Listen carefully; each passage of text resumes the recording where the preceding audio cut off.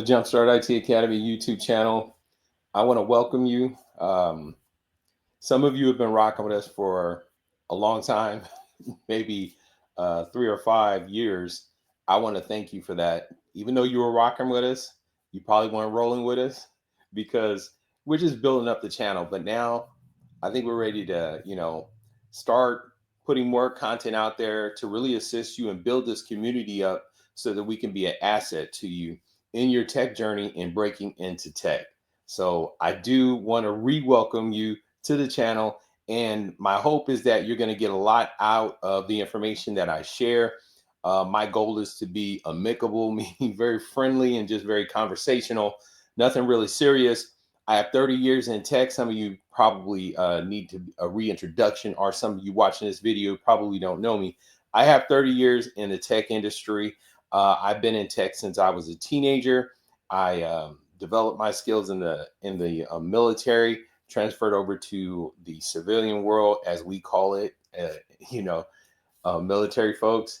So I've been in tech for 30 years, working as a network engineer. I started as a system engineer, and after I resigned from my previous position, I've essentially been building up JumpStart IT Academy and working on other things involved with entrepreneurial endeavors. So I do want to thank you for rolling with me. And as time goes on, I'll start sharing different things that can assist you in other areas that you may want to grow in, because I took the hard knocks. I've learned a lot of lessons, and I've gained great lessons. I've gained great setbacks, but I've also gained great insights and great achievements and great triumphs. So with learning, you take your losses, but what I say is, instead of me taking an L, I take my L. When I do take an L, I call it a lesson. And so that's what's allowed me to grow, learn, grow, and become the person that I have become, both personally, professionally, and entrepreneurially. So let's go ahead and get started. I want to share with you today how to find work and win with tech recruiters. I'm going to give you 9 tips. We're going to go over an article, and as usual, I'm going to put the article in the description so you can go ahead and check it out for yourself. So basically, why I want to share this is because a lot of people are looking for opportunities in tech, and they're residing themselves usually siloed in looking at job sites and job boards and things of that nature, which is good. There's nothing wrong with that. I do the same thing. I'm looking on LinkedIn and things like that. But I'm well established, so it'll probably be a less of a hassle in terms of putting my fishing rod out there and waiting for a catch. So in other words, as I teach you to fish, I want to make sure that you have everything you need and you are equipped, so that when you go out there, if you're skilled up with tech, if you're not skilled up with tech, go ahead and check this out at go.jsitacademy.com and check us out for a free, or I mean, it's not free, but check us out for a consultation bundle. And we do have free giveaways within the bundle, though. So let's go ahead and get started with this article. All right. So here we're going to be looking at 9 tips for finding, working, and winning with tech recruiters. Okay, so although it may seem like a big step for some, working with a tech headhunter, they call them headhunters, just different names that they call them. It can help you bag jobs that you never thought you'd get to see, let alone apply for. This is what I'm referring to as far as looking for opportunities just on job boards, when you can actually tap into tech recruiters. And in this article, they're going to explain to you, and I'm just going to add salt and pepper just so you get a better understanding from somebody who is thoroughly experienced in this industry, how that benefits you. So instead of using job boards, you can have a parallel approach towards finding opportunities if you're already trained and well equipped to start competing for positions in tech. So what is a tech recruiter? That's a good question. Let's start off right there, not assuming that everybody understands what a tech recruiter is. But just like you have sports recruiters, they are essentially looking at the person, evaluating them, and seeing if they can compete at a certain level in sports. The same thing is happening with tech. There's recruiters, they may not be skilled and adept in basically performing whatever it is that you're skilled at. But their skill, unlike being a sports recruiter, some sports recruiter may be gifted in that particular area of sports, but in tech, most likely you won't have someone who's skilled in tech. Usually you're going to have a business oriented person, and they're going to communicate with you. They're simply collecting criteria from their relationships that they have with employers, and they're going to see which candidates would qualify for the positions that they're going to present to you. But they're going to need to understand who you are, where you come from, what your expectations are, level set those expectations, and see if they can find a good fit with an employer. Let's continue. A tech recruiter is a professional who helps companies fill tech vacancies with the best possible candidates. They work with job seekers to identify their skills, experience, and goals, matching them with the right opportunities. According to Zippia, there are more than 182,038 tech recruiters in the US, helping professionals and beginners find their jobs in their respective fields. Because tech recruiters typically have excellent communication and networking skills, they can help tech professionals find the best opportunities by introducing them to jobs and organizations that they wouldn't have even known about. And that's what I'm talking about. See, they own the relationship with those employers. And me, like for example, I passed my CCNA in last February.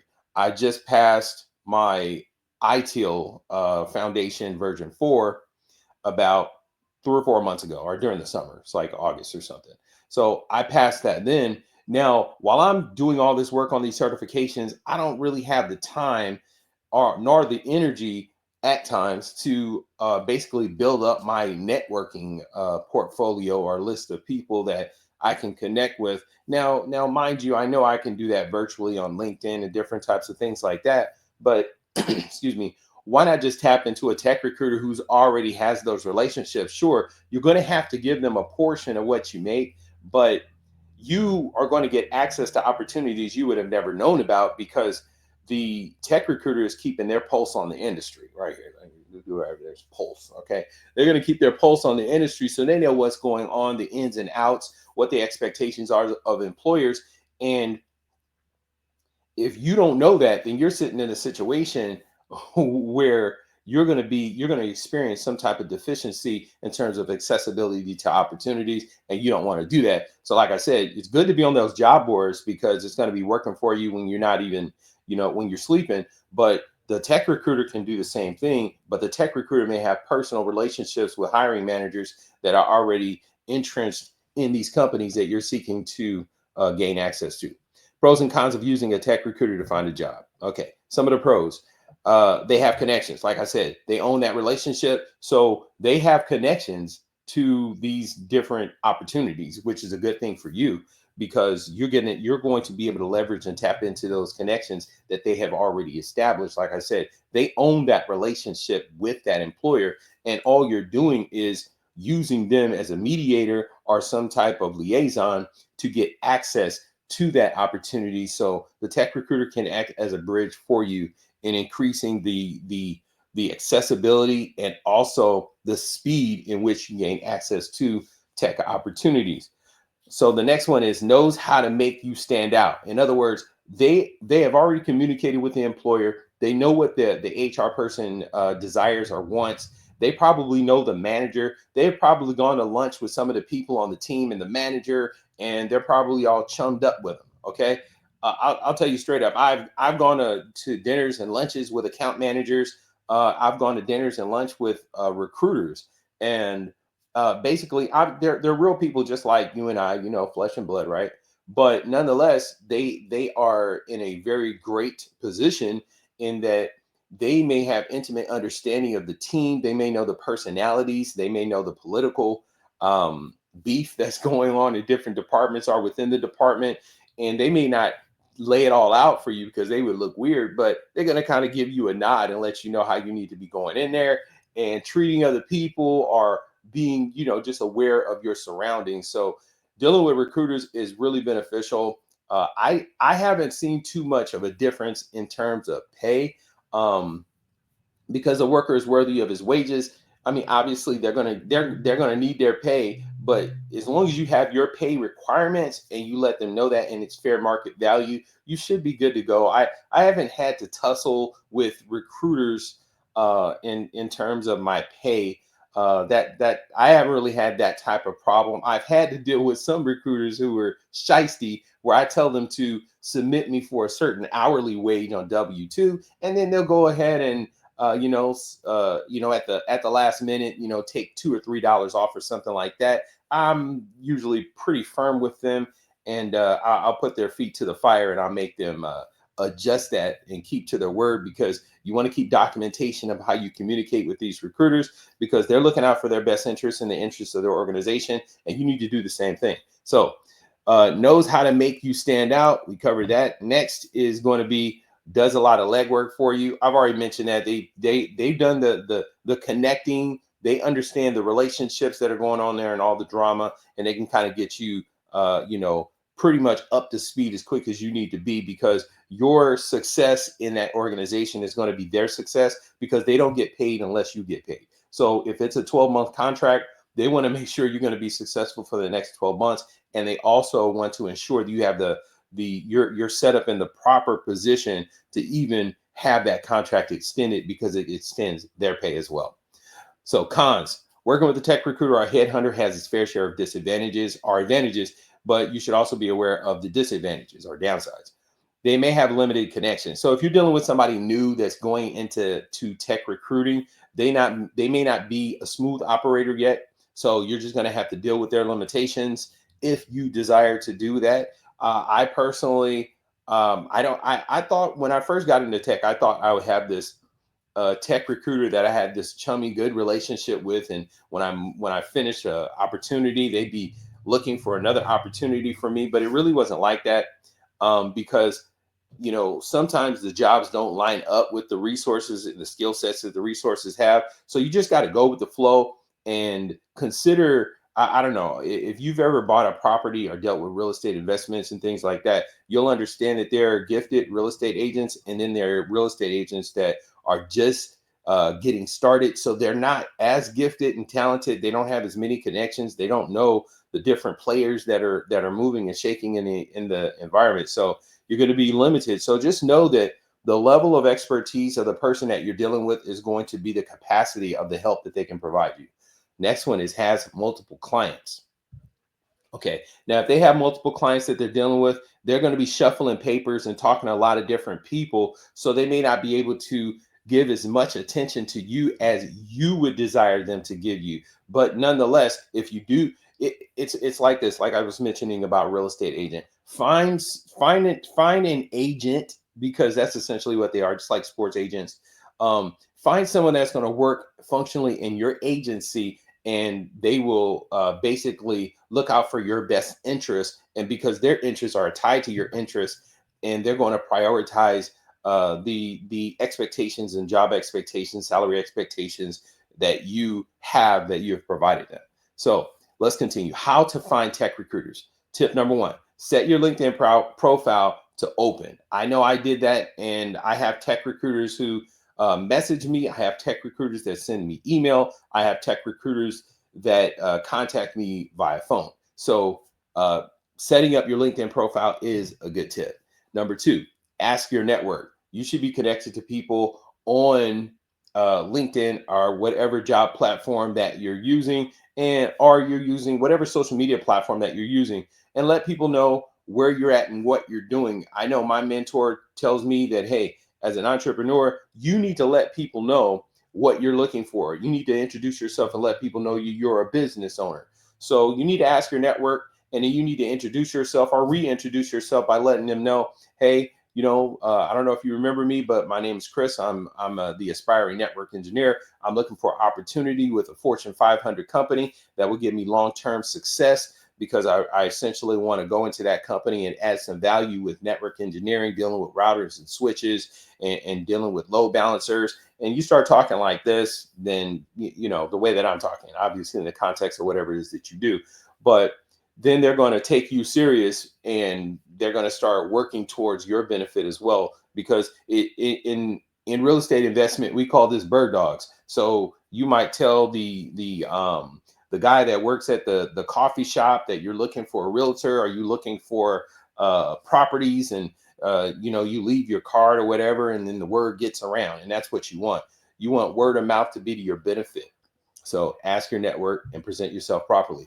Tip number 3, reach out to recruiters on your own. Basically, what I would do is go Google the top recruiting companies and start submit an application, or it's not an application, but yeah, I think it's an application. Submit your application and your resume and all things like that, and usually they'll get back in contact with you. So take the initiative as well. Next, how to work with tech recruiters. When working with tech recruiters, you must keep a few things in mind. There are good recruiters and there are bad recruiters. Yeah, we went over that. Tip number 4, answer all of their questions thoroughly. Why would you want to do that? Because you want them to know who you truly are. So because remember, they're acting your agency. So when they're in front of that employer, they can actually present themselves or present you to that employer, and that employer is either going to get confidence in your uh, capability and potential to work in that particular role, or that recruiter, if it doesn't represent you well, then they're not going to have confidence and believe that you have the capabilities and abilities to be able to fulfill the desires or the requirements of that position. So answer all their questions thoroughly. Next, tip number 5, ask about their processes and timelines. You want to know this because you want to know the steps that it takes. So if you contact them, they say, hey, we do have this one position, and then they'll tell you, go ahead and send me your resume. And then you send the resume, and then they'll say, okay, I'm going to send you the salary requirements. It's a W-2, it's hourly, it's going to be paid this amount. Then you'll probably send back an email to confirm that you agree to get paid that particular amount, or you're going to start negotiating what you desire to be paid and get a level set expectation, a win-win. And you work that out, and then they'll probably send you another email and ask you all types of questions about your skill sets, the amount of years that you've been working in that particular position or technology. Maybe some questions about security. Do you have a security clearance, or depending on if you're dealing with the government or something like that. But nonetheless, that's how the process works. In some cases, I'm just giving you plausible ideas of what could possibly happen based on my experience. But you want to know their processes and timelines, because you want to know, okay, this hiring manager wants to hire somebody by next week. This hiring manager, it's a really hot requirement. They need somebody to start within 3 days. So you want to understand that, so that if you're on vacation, but yet you're looking for a position and you don't get back until 2 weeks, then you don't want to put yourself in a position where they select you, but they want you to start in 3 or 4 days or a week, and you're not available. So that's going to sour your relationship with that recruiter. Tip number 6, make your expectations very clear. I explain that because when you get your expectations, that recruiter can work in your agency and to your benefit, and it could be a win-win for you and the recruiter. Tip number 7, understand their background. Now, the reason you want to understand their background is because you want to understand if they have the ability to be able to discern what your skill sets are, what opportunities that you're looking at, and they can understand the landscape of the industry, or understand the landscape of the organization within the industry that you're seeking to get an opportunity in. Now, when you understand that they have a familiarity, they know how to talk the lingo, not necessarily be skilled in tech, but they need to be able to communicate that you have the ability to work on SQL on the front end and also configure some of the database backend of SQL with SQL queries. Now, I'm using SQL as an example, but you need to have them equipped, or ensure that that they're equipped to be able to convey to the employer that you're that person for that position. The tip number 9, be your own advocate. When talking to a tech recruiter, don't be afraid to ask questions and get clarification on things you don't understand. An important part of self-advocacy is understanding the other person's perspective, what they are looking for, and what is important to them. Okay, some facts.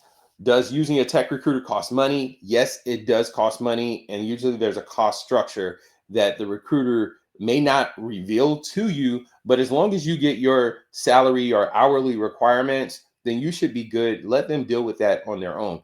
Look out for your best interest. If I'm just getting started in a position that's $25 to $30 an hour and they're offering me 19, then I know that they're probably offering 28 to 30 for the position, but the recruiter is trying to get all the money. Now, in that particular situation, you want to tell them your requirements. I need to be paid at minimum $28.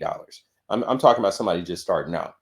And that's really the audience that I'm seeking to reach, is people that don't know. But if you're experienced and you need some of the skills, and you worked in a job for 10 years as a permanent employee, and you still need to get up and understanding what I'm talking about, it's all good. Get what you can. All right. So next, how do tech recruiters get paid? Tech recruiters mostly work with agencies and get a base salary from the company. They also get commissions when they place candidates in unfulfilled positions or unfilled positions at their clients' companies. The commission is a certain percentage of the candidate's first year salary. Who should use a tech recruiter? People who have limited contacts in tech should work with a tech recruiter because they can benefit from the recruiter's vast connections. Also, if you already have a job and are looking for a better one, that keeps you busy, it's best to let tech headhunters do the legwork that you would otherwise have to do yourself. I agree with that. You want to be in a situation where you can just focus on the client that you have right now, or the job that you're working at, and then you can have a recruiter basically working in your agency. So it's like you duplicated yourself. They're going to require some type of pay, but a worker's worth their wages. Conclusion: make sure you find a tech headhunter specializing in your field. Be upfront with them about your expectations. Be responsive to their calls and emails. Advocate for yourself, and you should be good to go. So, this article was written by Sakashi Gupta. I will go ahead, and she's the managing editor at Springboard. I'm going to go ahead and put this article in the description so you can check it out further for yourself, because I know I didn't, read it line per line or word for word, but nonetheless, 30 years of experience. I've been working with recruiters for over 20 years. So it's pretty straightforward to me. So I can come off the cuff and just give you what you need. So I do appreciate you watching this video, and I want to thank you for your time and your energy, and salute. And if you like what you heard, go ahead and like, subscribe, and comment, and share the word. See you in the next video.